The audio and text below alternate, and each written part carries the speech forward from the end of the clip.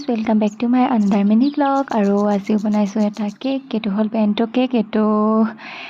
এনিভাৰ্চাৰীৰ কাৰণে বনাইছিলোঁ বাৰু ফিণ্ডৰ এনিভাৰ্চাৰী আছিল 9th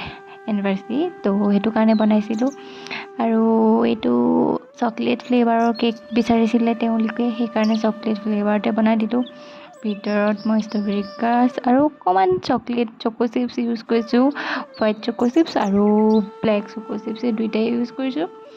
তাৰপিছতে আইচিং কৰি আছোঁ মোৰ ক্ৰিয়েটিভিটি দিমাগত এতিয়ালৈকে বৰ্তমান মানে কোনো আইডিয়া অহা নাই কেকটো কিমান ডিজাইন বনাম বাট মই ভাবিলোঁ চিম্পলি বনাওঁ যিহেতু বেণ্ডো কেক ইমান একো কৰিব নাই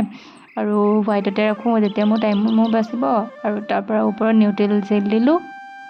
ব্লেক কালাৰ দিছোঁ